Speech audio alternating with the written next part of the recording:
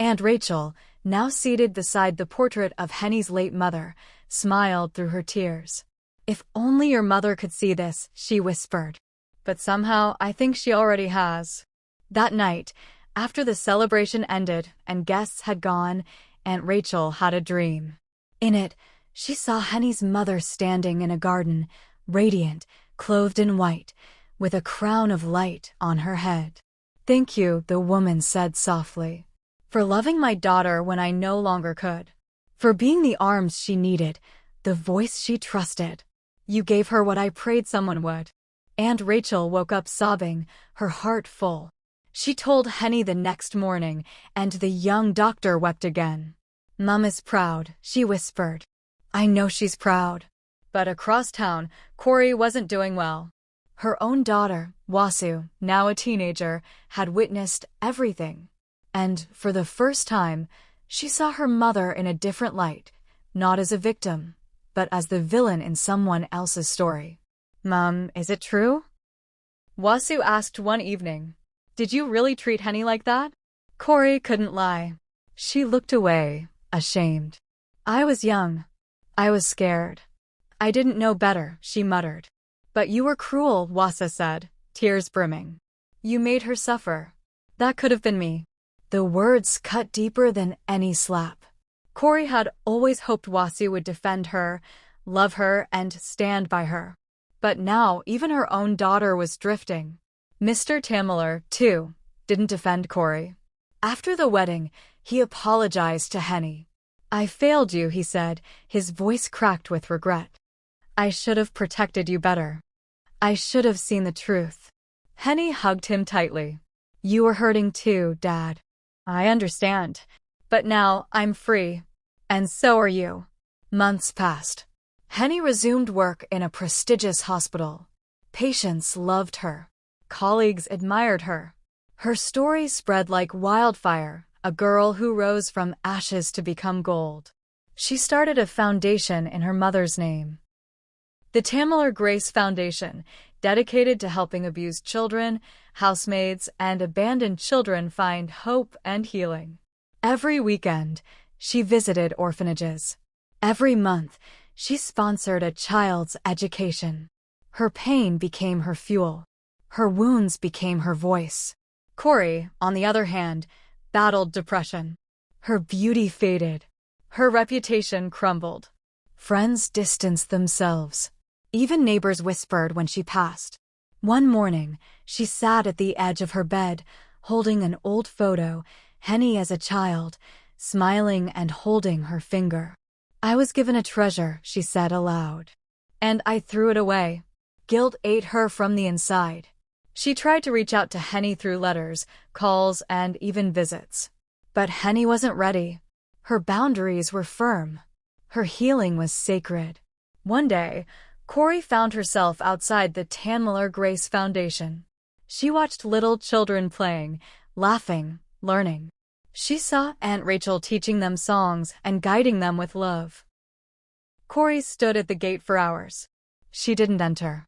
She just stood there, watching what love looked like when it was true. Meanwhile, Henny and her husband moved into a new home.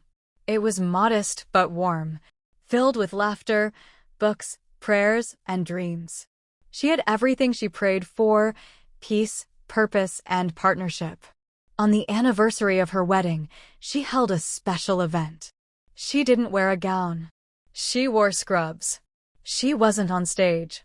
She was in the clinic, treating a little girl who reminded her of herself. After the treatment, she gave the girl a doll and whispered, "No one will hurt you again. I promise." Her staff gathered later that evening for cake and testimonies. Henny stood up and shared her story, not to shame Corey, but to inspire others. "Life won't always be fair," she said. "But we must choose healing over hatred, growth over grudge, and purpose over pain." The hall roared with applause. Even the security guard wiped a tear. Weeks later, a letter arrived. It was from Corey. Not a demand, not an excuse, just a letter. One that said, "I'm sorry. Deeply. I don't ask for your love. Just your forgiveness." Henny read it over and over. She cried. She prayed. Then she placed the letter in her mother's old Bible. "Mom," she whispered, "should I forgive her?" That night, she had a dream. Her mother appeared again, smiling gently. "Forgiveness isn't weakness," she said. "It's freedom." The next day, Henny sent a simple reply, "I forgive you. But I'm not ready for a relationship. Take care of yourself." Corey read the message and wept. Not out of anger, but relief. The chains of her guilt had cracked open. She knew she had work to do on herself, in herself. Slowly, she started volunteering at a local shelter. She cooked, cleaned, and served others. The same work she once forced Henny to do. She found meaning in humility, healing in service. Her face softened. Her voice changed. The community began to notice. One day, Wasa came home and hugged her mother tightly. "I see you now," she said. "And I'm proud of the woman you're becoming." That single hug meant more to Corey than 1,000 apologies. Back in the hospital, Henny was named Doctor of the Year.